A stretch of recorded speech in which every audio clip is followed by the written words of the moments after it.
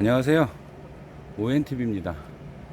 한낮에 영상을 제작하려고 하니까 이제 낮에 더워서 위에 환풍기 돌아가는 소리가 생각보다 큽니다.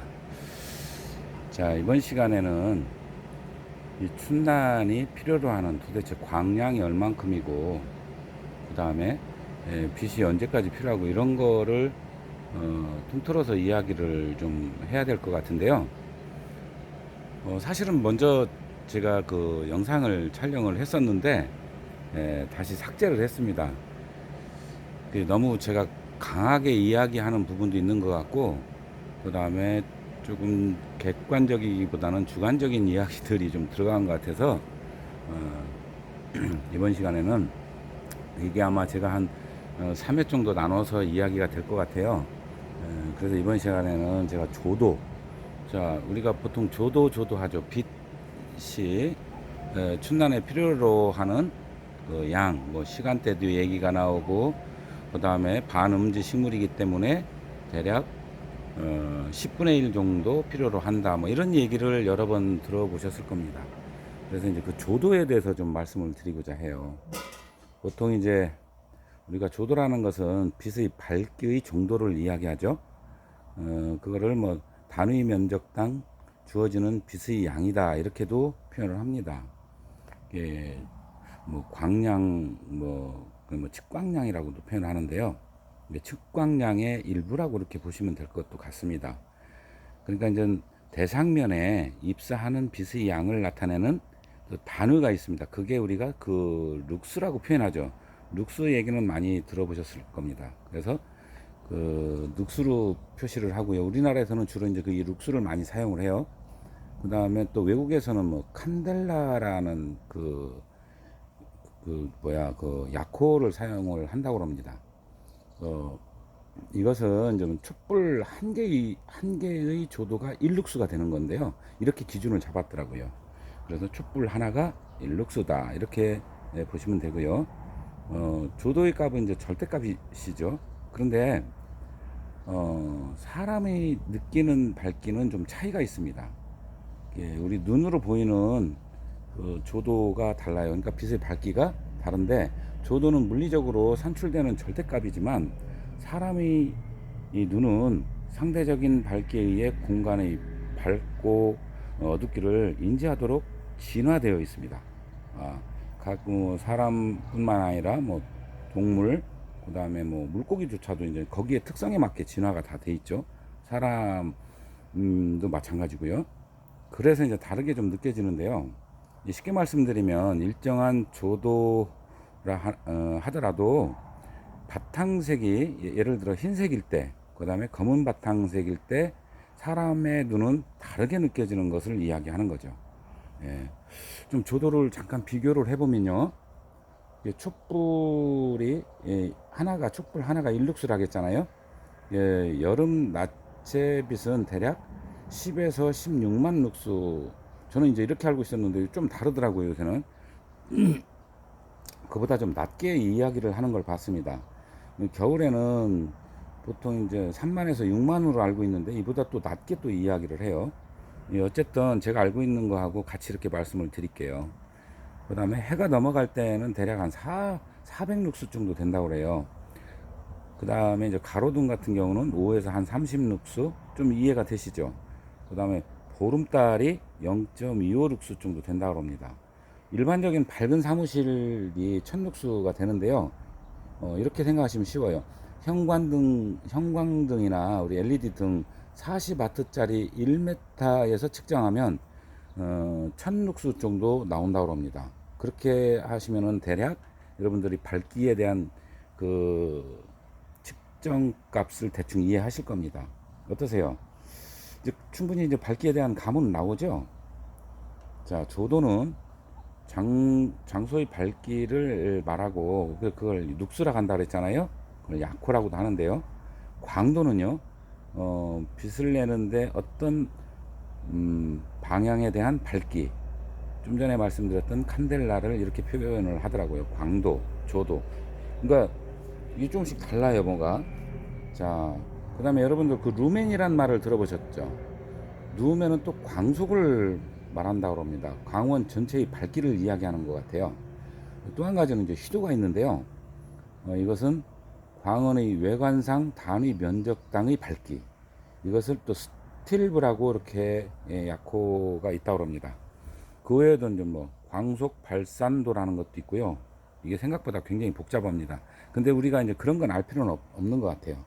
우리가 필요한 건 빛을 밝기를 어떻게 알아보고 어떻게 측정하고 측정하는 기계도 있어요. 제가 지금 뭐 보여드리려고 했는데 어디 갔나 지금 못 찾았거든요. 제가 그 카메라 그 촬영할 때 쓰는 그 측정기가 있는데요. 이게 같거든요. 그게 룩스로 표시가 되기 때문에 제가 그거를 좀 보여드리려고 했는데 없어요. 어디 갔나. 그리고 이제 조도는 광원의 강한 그 정도의 반비례를 해요. 예를 들어 거리가 2배, 원래 측정한 것보다 1배가 더 많으면 2배죠. 그러면 4분의 1로 준다고 합니다. 그러면 3배면 9분의 1로 준대요. 그거는 규칙이 있죠. 규칙성을 보입니다. 연속성과 규칙성이 보이는데, 그러면 이제 4배가 되면 얼마인가 딱 답이 나오시죠. 16분의 1 정도가 된다는 뜻이죠. 그게 이제 빛이 퍼지는 관계를 이야기하는 것 같습니다.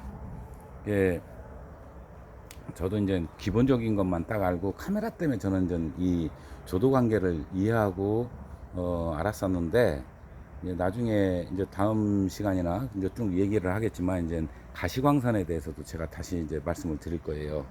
사실은 다 촬영을 했다가 너무 강도가 세서 재촬영을 하고 있습니다. 자, 그래서 이제 최근에 전문가들은 이제 조도만 사용하지 않고요, 광속과 함께 사용하는 것 같습니다. 예, 전문가들은 뭔가 좀 다르죠. 저는 좀 이쪽에는 비전문가니까요.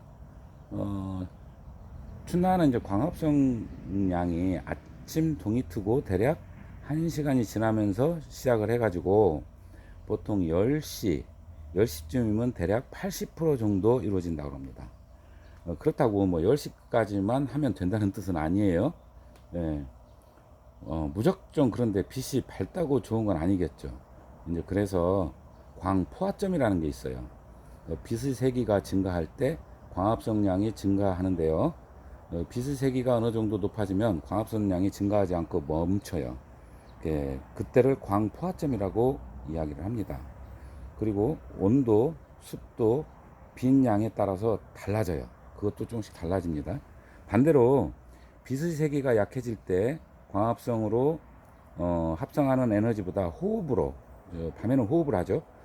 소모하는 에너지 양이 많아지면 그러다가 빛량이 늘어서 호흡으로 소모되는 에너지와 광합성으로 생산되는 에너지가 같아질 때, 이때는 빛의 세기를 보상점이라고 해요. 이렇게 요 정도는 알고 계시는 게 좋을 것 같습니다. 춘나는 뭐 필요로 하는 그러면 조도가 얼마나 될까요? 처음에 제가 말씀드린 내용하고 조금 좁혀보면 이제 어느 정도 접근이 될 겁니다. 보통 2000 룩스에서 3만 룩스 범위라 이야기를 합니다.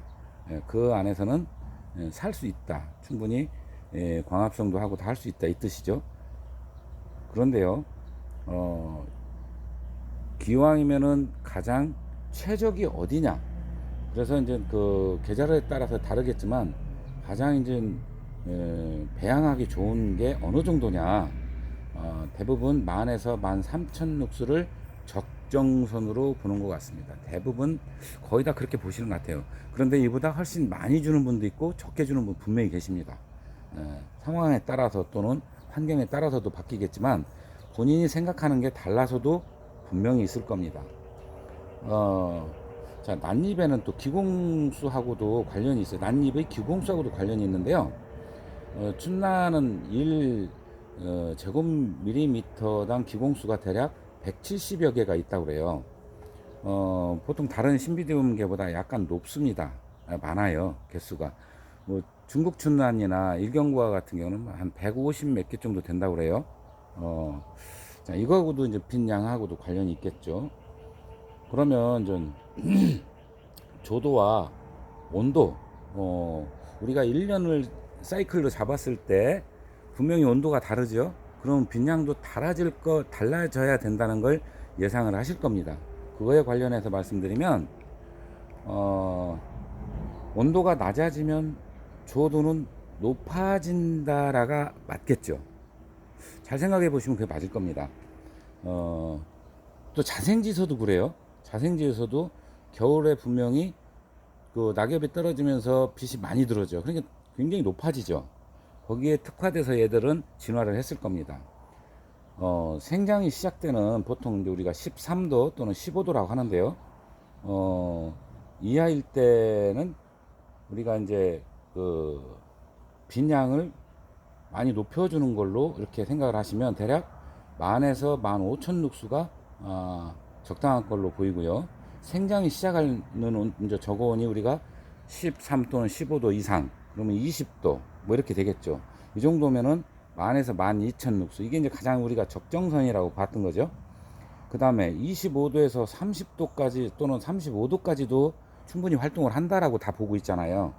그러면 그때는 5,000에서 10,000으로 거꾸로 낮춰줘야 된다는 거죠. 자, 요게 그 적정선이라고 대부분 보고 있습니다. 이거는 그 난초 생리를 이해하시고 빛 관계를 이해하시는 분들이 내놓는 그 보편적인 이야기들입니다. 자, 근데 이제 이게 절대값은 아니에요. 이제 가장 제가 말씀드리고 싶은 부분은 난실 환경이나 뭐 또 방향도 또 관련이 있죠. 이런 것들에 의해서 조금씩 가감을 할 수밖에 없습니다. 그런 정도로 이해하시면 될 것 같고요. 자, 그런데 이제 지금이 조금 있으면 장마가 돌아오죠.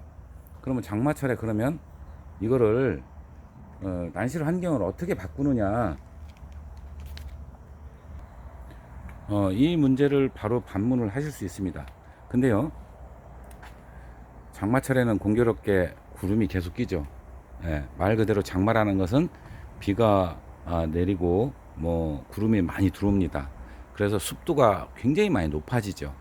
자, 이제 위에 이렇게 보시면 저 같은 경우는 위에 천장에 우측에 보시면은 빛이 많이 들어오는 걸 알 수 있고, 그 위에는 빛이 적게 들어오는 걸 알 수 있습니다. 낮에 측정해 보면요, 위에가 대략 한 4,000 룩수 전후 되고요. 저쪽 절반만 가려진 데를 보면은 13,000에서 15,000까지 이렇게 들어옵니다. 차이가 많이 나죠.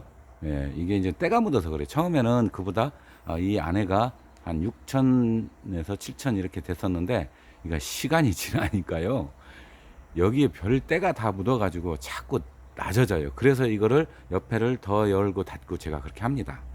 자, 이제 조도값에 대해서 제가 말씀을 드렸는데, 자, 이거는 단순히 빈양을 이야기를 여러분들한테 말씀을 드렸습니다. 이제 제가 다음에는 가시광선하고의 관계를 또 말씀을 드릴 거고요. 그 다음에 파장에 대해서도 이어서 이제 말씀을 드릴 겁니다. 이번 시간에는 조도, 우리가 빛이 도대체 얼마만큼 필요하고 언제 많이 필요하고, 시간대는 제가 말씀을 안 드린 것 같은데요. 시간대 오전이 굉장히 중요하다는 얘기는 여러 번 반복했기 때문에 따로 말씀을 드리진 않았습니다. 자, 오전 10시 전후가 아주 굉장히 활발하게 한다고 말씀을 드렸기 때문에, 그거는 빛만 갖고 안 된다고 그랬죠. 온도와 습도 동시. 자, 이 관계를 다음 편에 이어서 또 말씀을 드리도록 하겠습니다. 이번 시간에는 조도에 대해서만 말씀을 드렸습니다. 자, 도움이 되셨나요? 조금 어려우면 댓글을 많이 남겨주세요. 제가 적극적으로 소통을 하겠습니다. 그렇게 해서 충분히 이해가 될 수 있도록 저도 노력을 하겠습니다. 자, 여기까지 ONTV였습니다. 감사합니다.